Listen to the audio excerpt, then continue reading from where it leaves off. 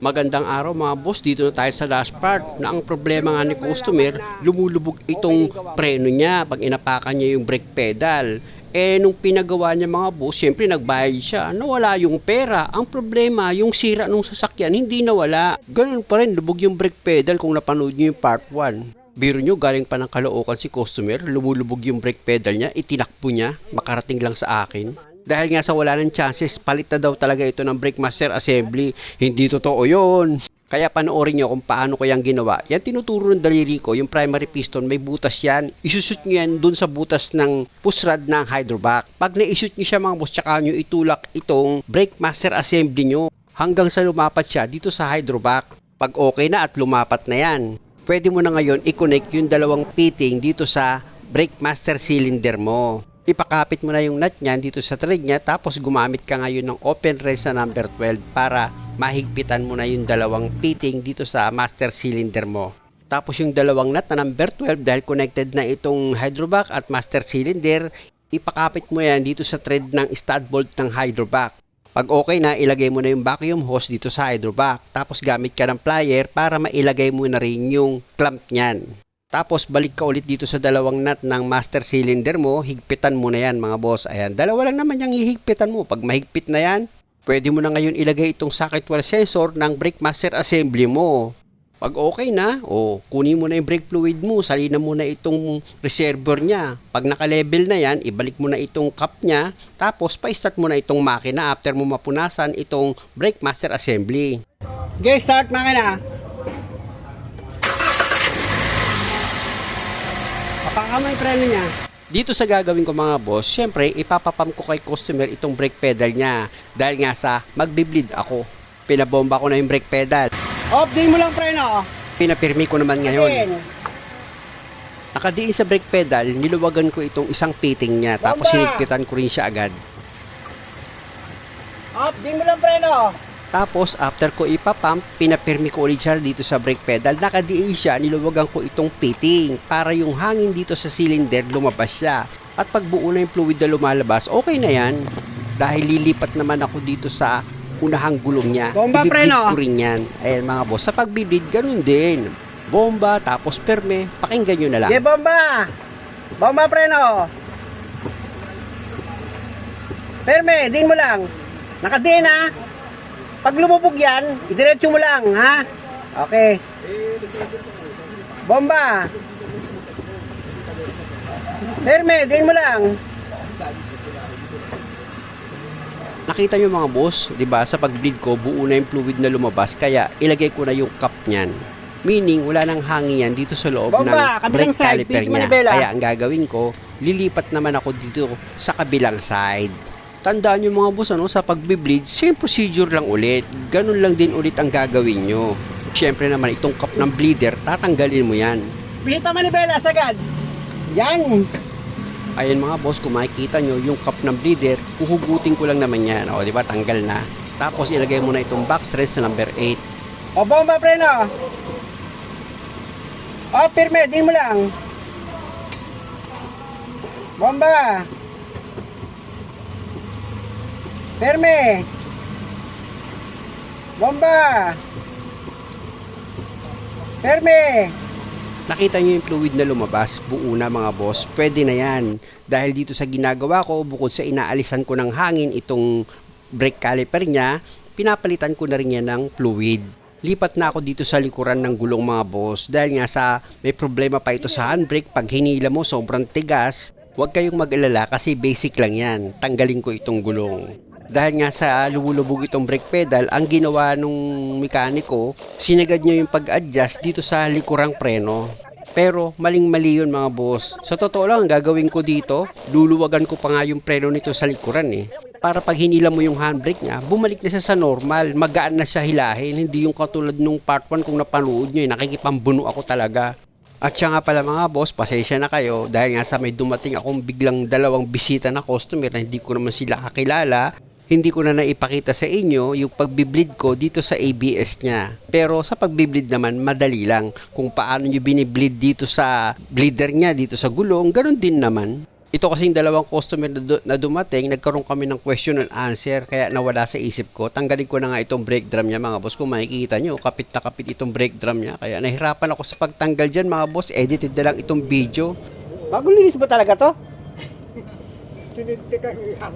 Anak ng teteng. Ang dumi-dumi ng preno eh. Kaya ang gagawin ko dyan mga boss, as usual, linisan ko muna itong preno, gamit ko itong paintbrush. Hindi ko na pinagastos dyan si customer para pabilhin ko pa ng brake cleaner kasi kailan lang naman daw ito nagawa.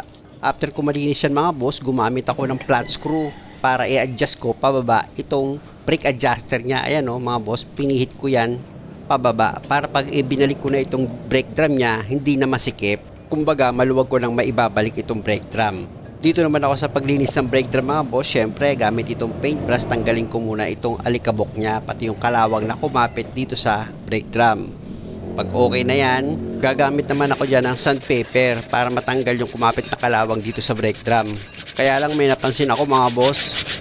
Nanikit na yung preno mo oh. Ayan o. Halatang nikit na oh. Sobrahan po sa higpit sa ano po. Oo, naninikit na yun eh. Hindi mo pa alam. Yun, lalo yung sisirain ngayon yung preno mo. Tumikit na eh. Kami kulay oh, iba na oh. Yan oh, lagkit na yan. Pag yung handbrake di nyo na mahila, magreklamo na kayo sa gumagawa. Dapat may ano yun. Hindi na, pag hindi po mahila. Yun na, tigas na nga eh. Pero yung pad kaya po, okay po kayo. Sabi niyo pa, pag kakapacheck nyo lang nito. Yan pong pad, yung kapal niya. Yung brake shoe. Brake shoe kasi yan eh. Okay po yung brake shoe. Brake shoe kasi yan eh. Kala ko sa harap pinag- Pad dito. Pad pa sa harap. Ito kasi drum brake niya. Ayun. Nakita niyo naman itong brake shoe niya mga boss, makapal pa yan at ayaw niya kay customer, napalitan na daw yan eh. Tawag niya nga dyan, brake pad eh. Nagkamali lang naman siya. Gamitan ko yan ng paintbrush mga boss para matanggal yung alikabok. Ano ba ito? Dinukot-dukot lang? Binuksan po, tapos yung ano, i-adjust. Diyan na rin po sa... Narinig niyo mga boss ano? Binuksan itong preno niya, kaya lang sinobrahan sa pagkaka-adjust na ang akala siguro lakas yung preno. Dapat ganyan lang siya kalambot. Pag may makina. Pina-start ko itong makina mga boss dahil nga sa ibibleed ko rin itong sa likuran niya. Importante kasi yung mga boss para yung fluid na luma dito sa linya ng fluid line niya matanggal at higit sa lahat kung meron itong hangin matanggal din. Tandaan nyo mga boss, sa pagbibleed naman same procedure din kung paano nyo ginawa dun sa harapan, ganun din dito sa likuran, walang pinag-iba. Bomba! Oh, perme, di mo lang. Bomba! Perme! May napansin ako mga boss, medyo mahina yung pagtapak ni customer sa brake pedal eh, kaya pinagsabihan ko. Nalagyan niya ng persa yung pagbomba dito sa brake pedal. Maraming salamat nga pala sa Diyos. I-greet ko muna yung sarili ko. Congratulations sa awa tulong ng Diyos. Naka 100,000 na ako. Congratulations! Congratulations!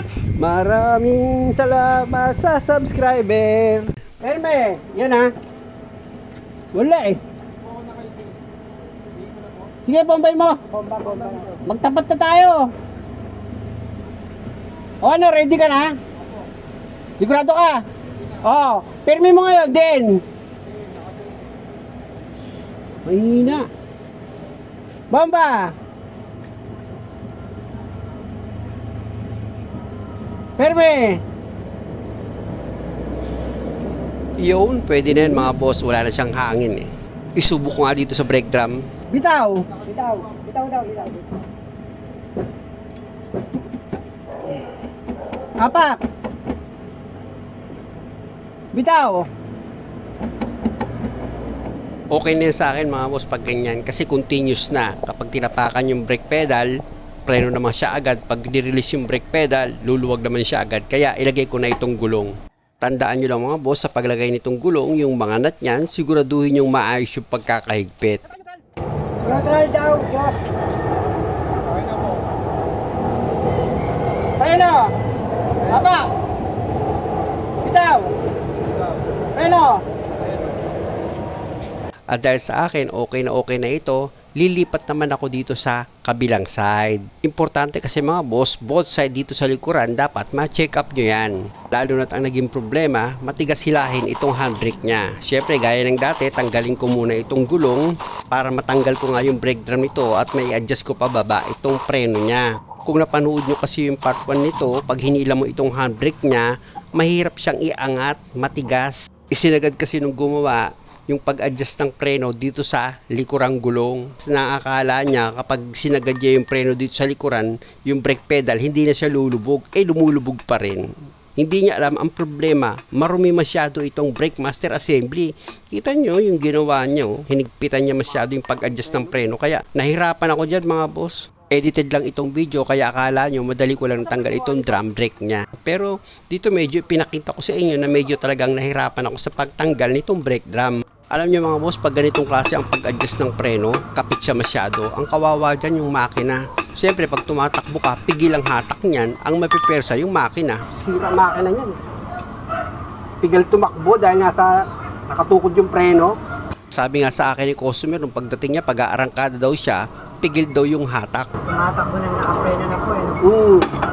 Kasi nga, akala niya makukuha sa adjust. Isa pa sa magiging problema dyan mga boss, kung hindi napansin ni customer na pigil ang hatak nitong sasakyan niya, mag-overheat pa yan.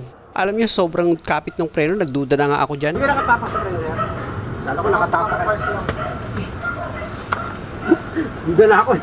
Alam niyo mga boss, dito sa backplate niya, pwede ko naman sundutin yan para makapag-adjust. Kaya lang, alam ko naman sa sarili ko na matatanggal ko itong brake drum sa pagtsatsaga ko. Mahirap din kasing kumapaka pa dito sa backplate niya para ibaba ko yung preno. Mas gusto ko dito. Nakikita nyo kung paano ko pinagtsatsagaan para matanggal ko itong drum brake niya. O, di ba? Tanggal na.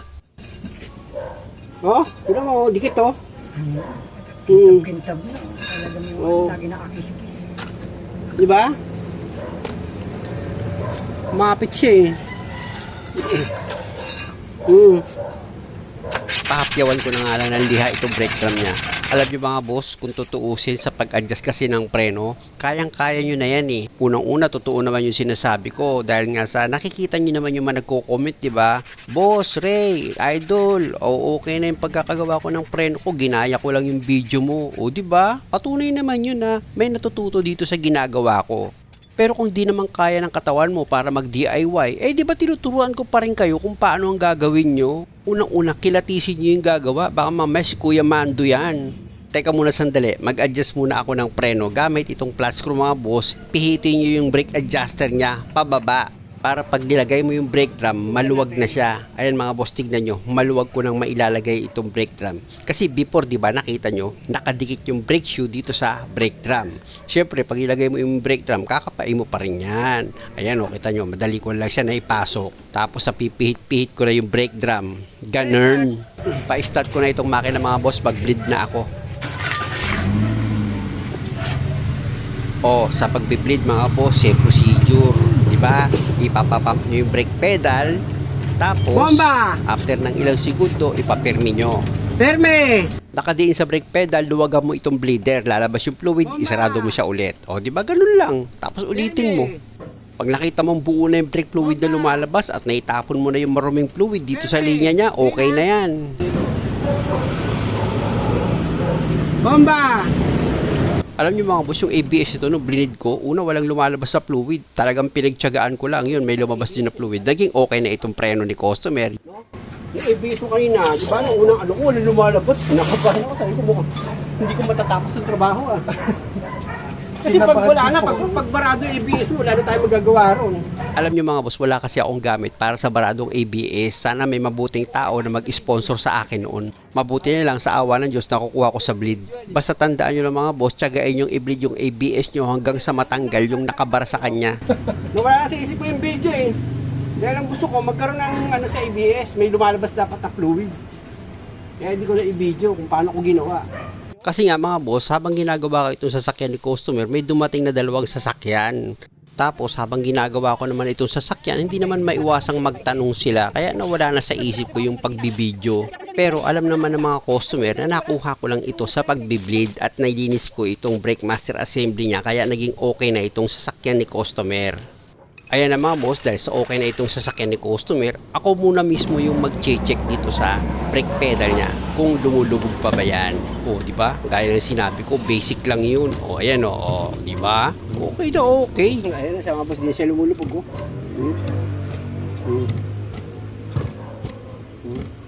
Okay na. Malaman natin yung preno kasi si customer naman ang hahatol eh. Ako na magte-test. Ayun, mga boss, daliri lang, daliri lang, dalawang daliri, angat na siya. Session na kayo, marami kamay ko. Okay, mag-alala, pinupunasan ko naman yan eh. Ikaw na mag-check!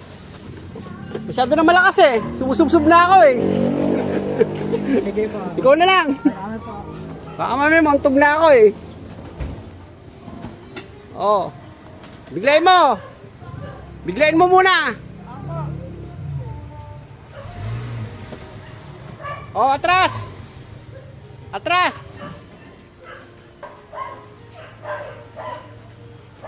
Ano? Bagay mo? Very good ba? Thumbs up! Ang lakas ko talaga sa'yo ah. 2 thumbs up na yan ah. Kanina mga boss, walang preno to eh. Inisip ko na baka yung ABS ang problema. Mabuti na nga lang sa pag-bleed na ginawa ko, naging okay naman itong sasakyan ni customer. Bumalik na yung lakas ng preno niya. Testing ulit. Ito yung nakakatuwa mga boss. Halos lahat ng ginawa kong sasakyan, mapagpasalamat sila.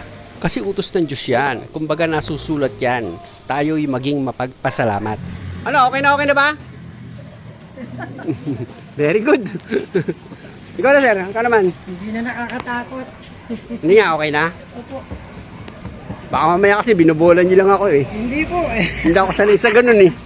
Muli mga boss, maraming salamat sa panonood. Sana sa bawat video na ginagawa ko, nakakakuha kayo ng idea. At kung maaari, huwag niyo naman sanang kalimutang mag-subscribe sa channel ko. Maraming salamat!